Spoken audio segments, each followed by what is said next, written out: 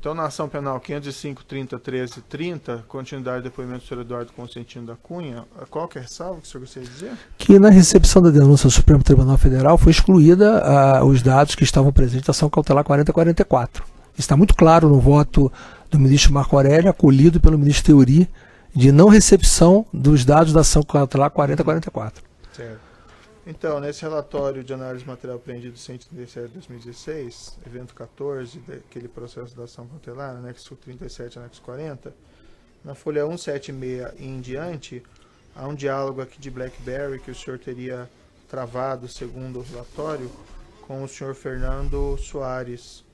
O senhor se dispõe a ver esse conteúdo? Via não, eu posso responder sobre dados que Vossa Excelência, alguns esclarecimentos sobre fato que em tese possa ter acontecido. A indagação seria se o senhor reconhece ou não. Não, isso aí eu prefiro não responder atendendo a defesa, mas se Vossa Excelência quiser algum esclarecimento sobre fato, eu não tenho nenhuma dificuldade de fazê-lo. Consta que, segundo essas mensagens,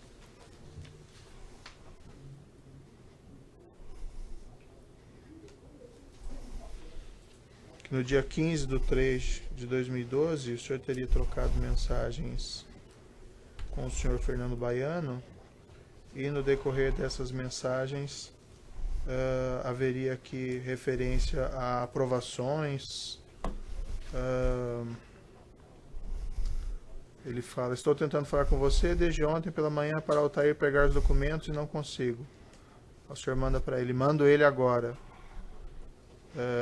Mais tarde, claro, estou ilhado. E mais adiante nessa conversa tem uma mensagem que o senhor manda para ele, ou melhor, ele manda para o senhor: então vai ter outra reunião na próxima semana. Interrompeu por quê? O senhor respondeu: conselheiros que tinham outra reunião e pela demora só apreciaram 3 das 6 propostas de ontem. Excelência, esse fato que Vossa Excelência está sem saber exatamente qual é o fato, mas tem a ver com outra ação penal, que é do FGTS, da 10ª Vara Federal de Brasília. Não tem nenhum fato a ver com a situação daqui. Sei. E o senhor pode explicar, então, esse conteúdo? Aquilo que se refere à 10ª Vara Federal, eu prefiro não explicar aqui. Eu não vou explicar aqui aquilo que não compete a essa ação penal. Com relação ao senhor Fernando Baiano, o que eu posso dizer é o seguinte: o senhor Fernando Baiano, eu me lembrei de uma coisa aqui, que é importante falar, e está inclusive no depoimento do senhor Fernando Baiano, aí, se eu não me engano, tenho anotado aqui, acho que foi a página 118 da transcrição do depoimento dele. Ele era sócio de uma empresa também, ele era empresário sócio de uma empresa de cartão fidelidade chamada Premia. E o senhor Fernando Baiano até fala isso, que colocou na BR Distribuidora com o Nestor Severo isso. Então ele tinha me pedido para... Isso ele me pediu, como você perguntou se ele tinha me pedido alguma coisa, nesse ano de 2012, ele me pediu para que eu fizesse uma apresentação à Caixa Econômica Federal sobre esse cartão Premia. E eu, efetivamente, eu mandei pegar os documentos de apresentação e encaminhei o então vice-presidente da Caixa, Fábio Cleto, para que ele marcou, o Fábio Cleto depois marcou uma reunião com o vice-presidente da área, para que ele e os sócios deles apresentassem essa empresa. Apenas isso. Então, é porque esse fato não tem a ver com o processo. Não, em respeito a pergunta de Vossa Excelência, estou apenas esclarecendo o contexto, sem admitir a mensagem, estou apenas esclarecendo o contexto e até um fato que Vossa Excelência me perguntou se ele tinha me pedido alguma coisa e eu respondi que não, então estou aproveitando para corrigir. Na linha desse contexto, constam diálogos ou mensagens que o senhor teria trocado com o senhor João Augusto Rezende Henrique. O senhor conhece a pessoa? Eu conheço o João Augusto, isso não faz parte dessa ação penal, Excelência. Não faz parte, eu prefiro, não vou responder.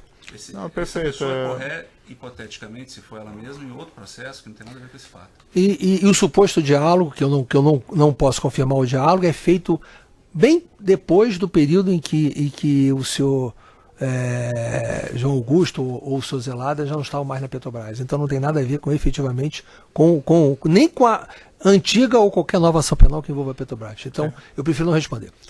Que existe um contexto, eu pergunto, o senhor tem o direito de não responder. Não, claro. Aqui, tranquilo. Claro. Eu vou meter os fatos que estão presentes nessa acusação. Perfeito. Consta um sócio também do senhor João Augusto, Ângelo Lauria, o senhor conhece ele? Conheci agora no CMP. Não conhecia antes? Não me recordo de ter conhecido ele antes. Excelência, pela ordem, o senhor Ângelo Lauria não está Oi? citado nessa ação penal. Sim, como eu disse, existe um contexto. Se não quiser responder, não precisa responder. Excelência, eu vou dizer, não querendo ser indelicado, eu não vou responder nada que não trate dessa ação penal. Eu pedi a Vossa Excelência que você tivesse o âmbito temático, com todo respeito. Doutor, vamos dizer assim, o juiz tem que formar o convencimento dele, então o juiz faz as perguntas que ele entender que tem que fazer para formar o convencimento. Mas desde que seja do âmbito temático, pedido da defesa. Sim, mas eu acho que a defesa não controla as perguntas que o juiz pode fazer, com todo respeito. Claro. Certo? Pode ser o contrário, posso controlar as perguntas que o doutor fizer, que está no Código de Processo Penal, mas não a defesa. Está, Vossa Excelência, certo, mas assim, defesa, o doutor tem que entender que o juiz quer formar o seu convencimento, e ele faz as perguntas que ele entender necessário, portanto. Certo? Afinal, é o juiz que vai julgar, né? O senhor conhece a senhora Solange Almeida? Sim. Ela foi deputada com o senhor no Congresso Nacional? Foi deputada comigo em duas oportunidades. Ela foi deputada na legislatura de 2007 a 2011 e depois, em 2011, ela era suplente, ela era a quarta suplente da coligação, acabou assumindo o mandato em função do afastamento do deputado Rodrigo Bethlen para ser secretário de Estado no Rio de Janeiro. Além desse relacionamento do senhor com ela como colega, deputado federal, ou como colega política, o senhor tem algum outro relacionamento? Nenhum, apenas eu basicamente coordenava a bancada do PMDB do Rio de Janeiro e, consequentemente, como coordenador da bancada, era uma pessoa, como ela era do PMDB do Rio de Janeiro, a gente tinha uma convivência normal parlamentar. Depois, quando ela entrou como suplente, ela acabou disputando a eleição da Prefeitura de Rio Bonito, se elegeu prefeita, e depois da sua eleição de prefeita, na eleição de 2014, havia um grupo político lá que tinha uma certa ligação com ela, e me prestou apoio. Então, ela, naquele momento, através dessa parte desse grupo político dela, me apoiou na candidatura de deputado federal, mas também apoiou outros, não foi só a mim. Mas porque eram grupos políticos que trabalhavam ali na prefeitura. A questão, sim, o senhor teve algum relacionamento comercial com nenhum, ela? Zero. Nenhum. Transferência de recursos para ela, ou vice-versa? Não? Nem versa nem vice. Perfeito. Consta aqui no processo, esse é um objeto da acusação, que ela teria apresentado dois requerimentos, requerimento 115 de 2011 e requerimento 114 na Comissão de Fiscalização Financeira e Controle da Câmara dos Deputados. Esses dois requerimentos, como fala amplamente dele a denúncia, tratam aí de apurações relacionadas ao grupo Mitsui e ao senhor Júlio Camargo. O senhor teve conhecimento na época sobre esses requerimentos? Excelência, obviamente que eu vou dizer agora que eu não conheço os requerimentos, porque já foi amplamente debatido. Então, na época, né? Na época, vários requerimentos. Se Vossa Excelência pegar as notas taquigráficas da sessão que votou esse requerimento, eu estava presente, debati, não sobre esse tema, sobre vários outros temas, e votei, inclusive, aprovando o requerimento. Foi aprovado simbolicamente por unanimidade. O que acontece é muito simples. Eu era vice-líder do PMDB nesse momento, em 2011. Haviam dois momentos, inclusive, que eram um momento de liderança de governo. Em 2011 era Vacareza, em 2012 era Arlindo Quinalha. Eu, como vice-líder, eu militava controlando as comissões a qual eu era membro. Então, eu era membro na Comissão de Constituição e Justiça, da qual eu já tinha sido presidente, e da Comissão de Fiscalização e Controle. Então, nessas duas comissões, eu, como vice-líder, eu era responsável pelo andamento da minha bancada, da bancada do PMDB, dentro da comissão. Certo. Então, eu militava dentro dessa Comissão de Fiscalização Financeira e Controle. A deputada Solange Almeida apresentou os requerimentos. Ela era membro da comissão? É um grande equívoco que tem aí no depoimento do deputado Sérgio Brito. Eu, como ex-presidente da Câmara, conhecedor profundo do regimento, posso lhe garantir que não é a necessidade de ser membro da comissão para poder apresentar requerimentos. Certo. Porque quem pode mais, pode menos. Então, ela apresentou, inclusive o deputado Sérgio Brito, ele comete algumas... Em primeiro lugar, com todo respeito, ele não poderia nem depor como testemunho de acusação contra mim, porque ele tem uma divergência insanável comigo. Porque ele fala, inclusive, no depoimento dele, e é verdade, que eu o afastei 2 vezes da presidência da Comissão de Fiscalização Financeira e Controle por circunstâncias políticas, eu posso até explicar. Sim, não, mas assim, vamos ser mais objetivos aqui. Não, eu vou ser objetivo, questão... porque ele está como coautor do requerimento, não foi denunciado. Tá. E ele colocou a razão pelo qual ele é coautor do requerimento, porque para não ser membro da comissão, ele, para dar curso ao requerimento, ele assinou Só que ele mesmo, no mesmo depoimento dele, ele fala que teve outros membros, não membros da comissão, que apresentaram o requerimento e que ele não assinou, nenhum membro titular ou suplente assinou e ele votou. Mas a indagação é a seguinte, o senhor então teve contato com esses requerimentos, o senhor disse que estava na comissão e votou. Na época eu não me lembrava. Mas a questão específica é, o senhor teve algum envolvimento específico? Não, na preparação do requerimento, no conhecimento prévio. Eu quero esclarecer só o seguinte. O senhor conversou com a senhora Solange sobre esses requerimentos? Como é que é? O senhor conversou com a senhora Solange sobre os requerimentos? Jamais. E eu quero deixar claro aqui uma coisa, para poder concluir meu raciocínio, se Vossa Excelência permitir. Eu era o vice-líder e membro da comissão. Se a condição precípua para a apresentação do requerimento fosse colocar a deputada Solange, eu bastava fazer um ofício na hora e colocava ela na comissão na mesma hora. Eu, como vice-líder, tinha a prerrogativa de fazê-lo, tirar e colocar membros na comissão. Eu assinaria o requerimento do deputado Sérgio Brito. Eu teria assinado com ela para poder dar curso ao requerimento, porque eu fazia isso atendendo a todos os deputados da minha bancada que tivessem qualquer comissão que precisasse, tanto que várias vezes eu me deslocava para comissões para pedir verificação de quórum, que só vice-líder pode fazer. Então não existe essa possibilidade de ser membro ou não membro para apresentar requerimento. Regimentalmente, isso não existe. Foi discutido na ocasião com o senhor sobre essas suspeitas que motivaram os requerimentos? Excelência, em primeiro lugar, é preciso ver que conteúdo dos requerimentos são esses. Nós temos 2 requerimentos, um simplesmente pede cópia de contrato, que são públicos, que tem que ser publicados em diário oficial e são públicos. O segundo requerimento é um ofício ao Tribunal de Contas para saber se tem auditoria. Não é nem pedir para fazer auditoria, que também é pública. As auditorias do Tribunal de Contas têm que ser publicizadas no diário oficial. Mas foi isso que eu perguntei se foi discutido com o senhor na ocasião os motivos que levaram a... Não foi discutido, mas eu quero... Não foi discutido, a resposta é não. Agora, só para complementar o que eu estou dizendo, a deputada Solange Almeida, como qualquer parlamentar, tem a prerrogativa de apresentar direto em plenário e não precisa ser votado em comissão nenhuma. E é obrigatório pela Constituição, no prazo de 30 dias, o ministro de Estado a responder, independente ou não de votação. Ela levou a votação à comissão, talvez por inexperiência dela, porque se fosse eu, faria direto no plenário. O senhor sabe me explicar por que esses requerimentos com arquivos que foram recuperados, consta o senhor como autor de produção? Eu não sou autor.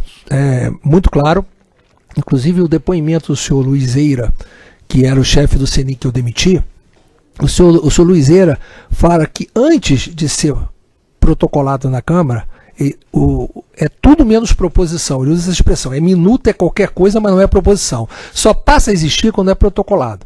E ele foi protocolado pela própria deputada Solange, pelo login dela, pelo assessor dela, então não foi protocolado por mim.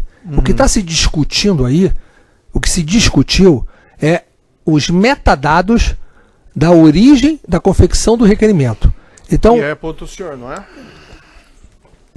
Excelência, pode me explicar? Eu vou explicar, eu já tentei fazer prova disso, mas antes eu quero dizer uma coisa bem clara. A prova objetiva que existe com relação a isso, na ação cautelar que foi feita naquele momento, que é a 3885, ela diz,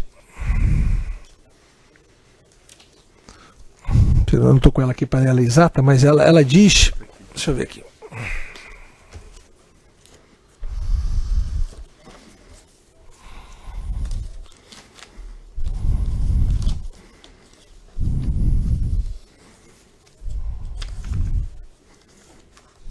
Não está nesse papel aqui não, deixa eu ver se está no outro. Deixa eu colocar aqui. Está aqui. Está aqui. Ação cautelar que foi juntada nos autos da ação cautelar 3865, em que a Câmara dos Deputados responde aos quesitos. O quesito diz o seguinte: certidão positiva ou negativa de que as datas e horas de criação dos arquivos originais em formato DOC dos requerimentos 114 CFFC e 115/2011 CFFC corresponde a datas e horas em que o usuário Eduardo Cosentino da Cunha estava alocado no sistema ativo e diretório da Câmara dos Deputados.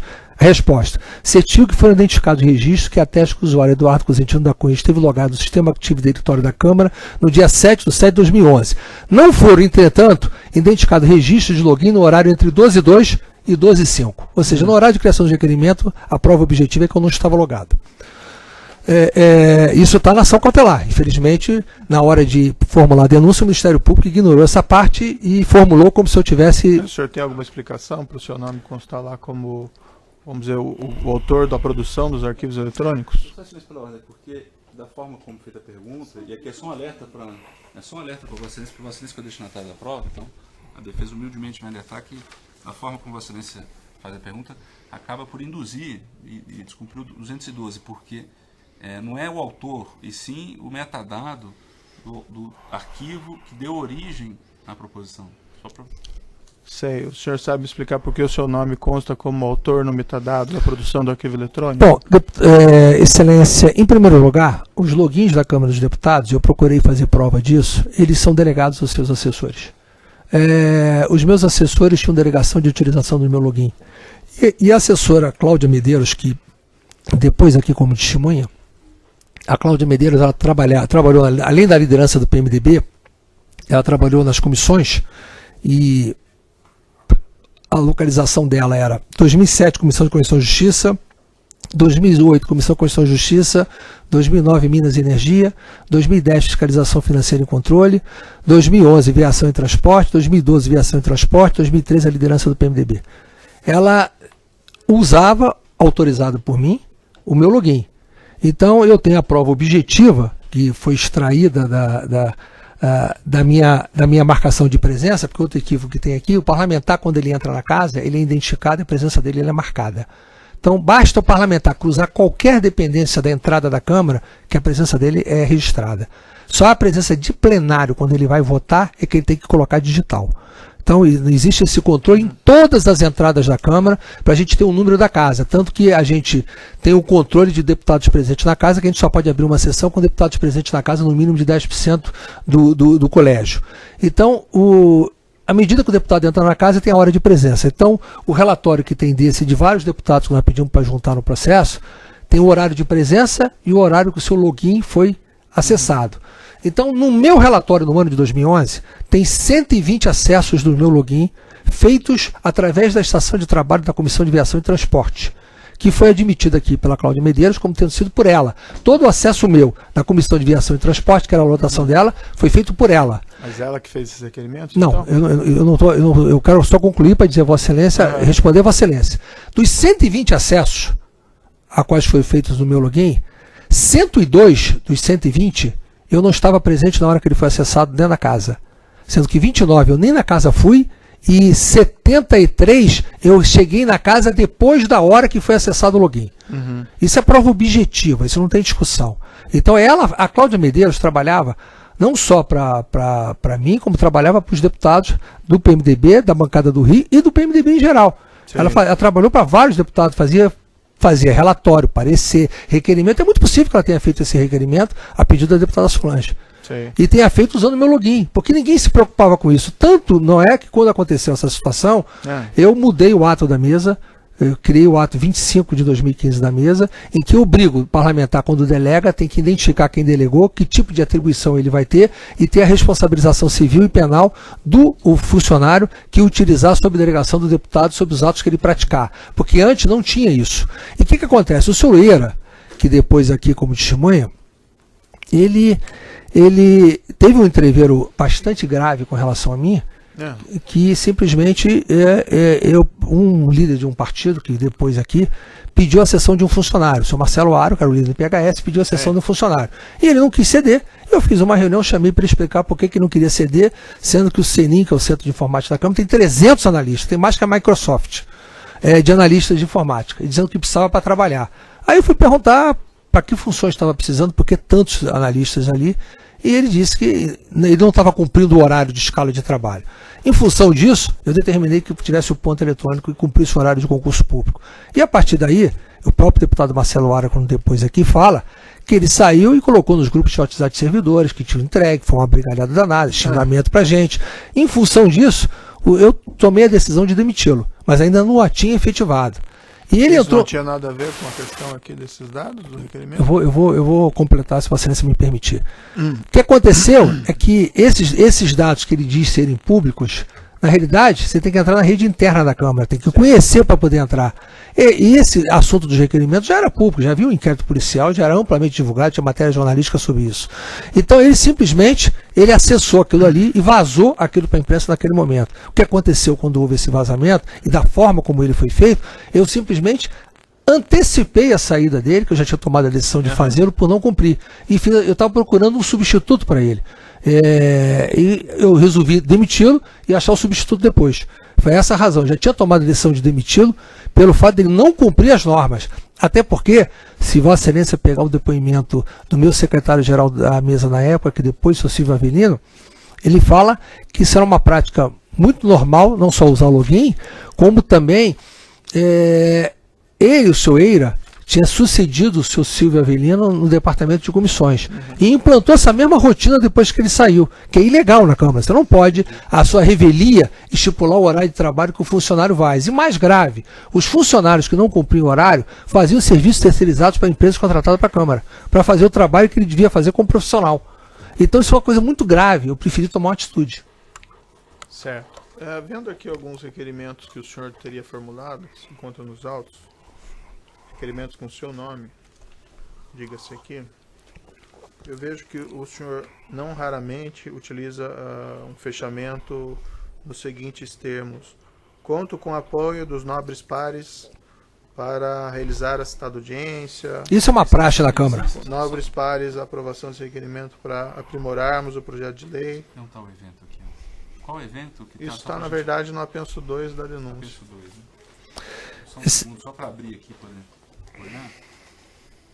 Vai responder por ele, doutor, a pergunta? Não, só quero que ele... Não, eu posso mostrar não. Aqui. Não, mas eu prefiro mostrar aqui. Se o senhor me permitir, eu não vou responder não, só quero acessar aqui a cópia do apenso 2, né?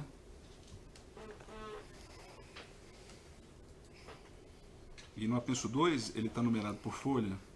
O que eu tenho aqui é uma folha 102, mas eu estou com o processo físico. 102, eu mostro aqui, não tem problema. Fica mais fácil aí do que eu... Quer dar uma olhada? Então, na folha 102 do apenso 2 do processo físico, ele está digitalizado. Esse aqui é exemplificativo. Tá? Achei aqui, 102, 103.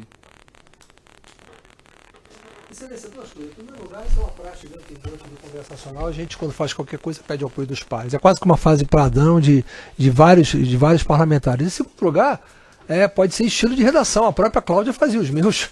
Então, eu não tenho condição nenhuma de poder precisar razão. Não era eu que preparava os meus requerimentos. A maioria deles, a quase totalidade, foram feitos pela Cláudia. Ela também assessorava a mim. E o senhor usava normalmente essa fórmula, então, redacional, no final?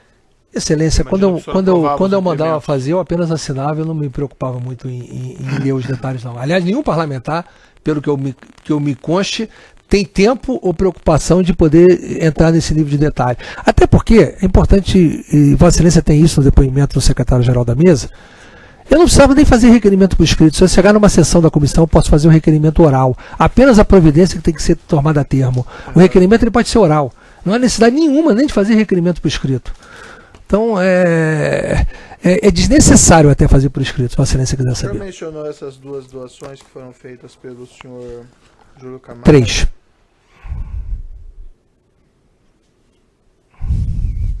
Eu tenho uma referente de duas aqui, de 125 mil cada uma. Desculpe, o senhor está falando da doação eleitoral, estou falando da doação para a igreja. Ah, sim, pois não. Tá. Essa doação para a Igreja Evangélica Assembleia de Deus, consta que ele fez duas doações, 250 mil, 125 mil reais cada uma. O senhor não teve nenhuma relação com essas doações? O senhor não tive relação, como o pastor Samuel Ferreira depondo aqui negou qualquer interferência minha. Aí é importante dizer o seguinte: em primeiro lugar, o senhor Júlio Camargo diz que fez essa doação para atender uma reunião que fez comigo em 2014. Que foi para correção de um valor que ele acertou em 2014. É meio difícil ele fazer um pagamento em 2012 de algo de 2014. Mas, enfim, ele diz que fez. Em segundo lugar, o senhor Júlio Camargo nunca disse em nenhum depoimento dele que fui eu que entreguei ou que eu pedi essa doação para ele. Ele atribui ao senhor Fernando Baiano. Em terceiro lugar, as tais transferências que ele diz ter feito para o senhor Leonardo Meirelles, totalizando 5 milhões e 100 mil dólares, eram 3 transferências, duas de 2 milhões e 350 e uma de 400 mil dólares. A segunda de 2 milhões e 350 e a terceira de 400 mil dólares foram no ano de 2012, próxima à data da igreja. Então, qual o sentido, se ele fez a transferência nessa data, ele precisa fazer depósito em igreja?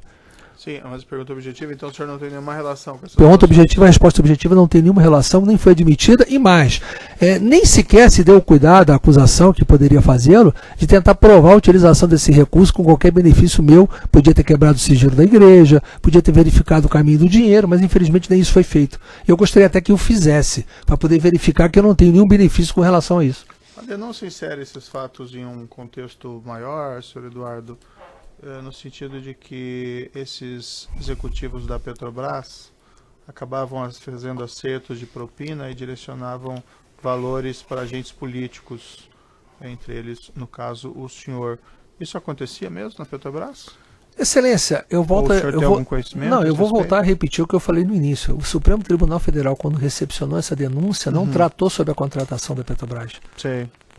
Vossa Excelência deve estar atento à denúncia, sabe qual foi a decisão do Supremo, é aquilo que Vossa Excelência está processando a acusação. Não tem essa parte envolvendo os agentes públicos da Petrobras. Ali se trata de, supostamente, estar envolvido numa cobrança de um débito do seu Júlio Camargo para com o seu Fernando Baiano. Esse é o contexto que existe da denúncia. Mas o dinheiro veio do acerto de corrupção em contratos da Petrobras, né?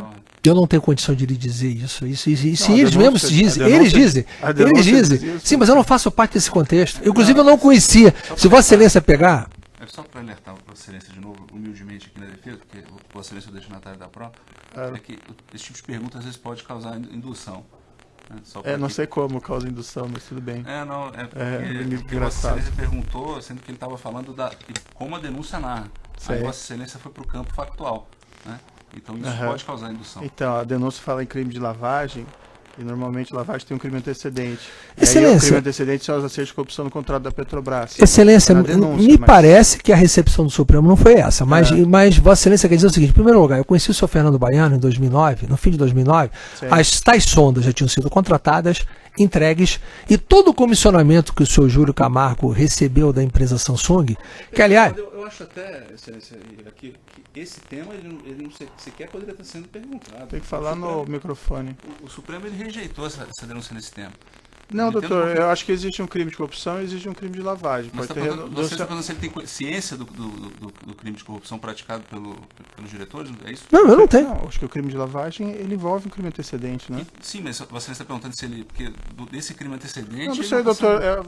Nós vamos pegar o Código de Processo Penal e ver se a defesa pode ficar interferindo nas perguntas do juízo? É só uma questão de ordem. Está indeferindo? Está indeferindo a pergunta do juízo? Eu estou fazendo questão de ordem. Não, então está inapropriado, doutor, o seu comportamento. É só para... O senhor sucessivamente interrompe o juízo faz as perguntas que ele entender pertinentes. A denúncia envolve um crime de lavagem e um acerto de corrupção. Se o doutor não entendeu a denúncia, talvez tenha que ler de novo. Mas ela diz disso. Eu li muito bem. Certo? Então eu pergunto ao seu cliente, se ele quiser, ele fica em silêncio. Agora, esse comportamento reiterado da defesa de afrontar o juízo é inapropriado, doutor. Então, deixa eu posso fazer não pode falar nada. É só para dizer o seguinte, que o objetivo aqui é auxiliar Vossa Excelência. Não, doutor, a defesa tem um comportamento ofensivo e afrontoso à justiça. Ofensivo de forma nenhuma. Totalmente inapropriado. E todos que viram aqui viram quando foi ofensivo. Doutor, desculpe, mas não é essa a posição do juízo. A interferência indevida da defesa em quase toda a questão do juízo. E querendo me ensinar aqui que eu posso perguntar, eu não posso perguntar. Jamais poderia fazer isso. Doutor, eu acho inapropriado. Estou só agindo eu acho que cada ator do processo tem um papel no processo. Estou só no meu papel que é certo. Eu posso até indeferir perguntas do doutor. Agora, eu acho que o doutor dizer que as perguntas são impertinentes, eu acho que é atravessar um limite que é inapropriado. E o doutor tem feito isso sucessivas vezes. Na verdade, eu quero alertar você. Eu agradeço os alertas e eu dispenso eles. Pois é, certo? mas eu vou continuar fazendo. Eu não tenho mais perguntas. É inviável interrogar o seu cliente com a defesa interferindo a todo momento. Comportamento afrontoso à justiça. Tem perguntas, Ministério Público? Sim, Excelência. Boa tarde, senhor Eduardo Cunha. Boa tarde. Consta dos autos uma reunião entre o senhor e o ministro Edson Lobão em 22 de setembro de 2011. Não consta nos autos reunião minha. Consta a reunião do senhor Júlio Camargo com ele. Consta do evento 4, anexo 48, a sua a minha presença não, em nenhum momento sua consta. Como ministro Edson não, Lobão. Vossa Excelência está falando da reunião aonde?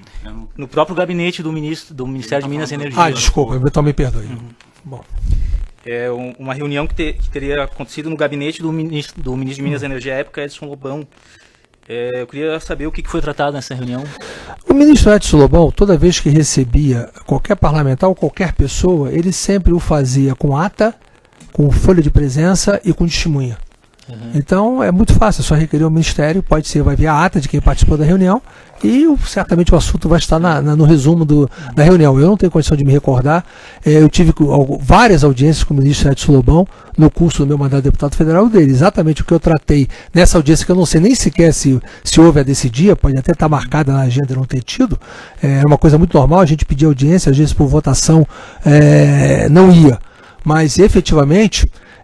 e se Vossa Excelência quer associar qualquer coisa, 22 de setembro é 22 dias depois da data da suposta reunião do seu Júlio Camargo com o Lobão, que foi 31 de agosto. E é 4 dias depois da data da suposta reunião do seu Júlio Camargo comigo e com o seu Fernando Baiano. Então não tem sentido. Se fosse o sentido do seu Edson Lobão, da veracidade ao que o seu Júlio Camargo falou, a reunião teria sido entre o dia 31 de agosto e 18 de setembro, nunca depois de 18 de setembro.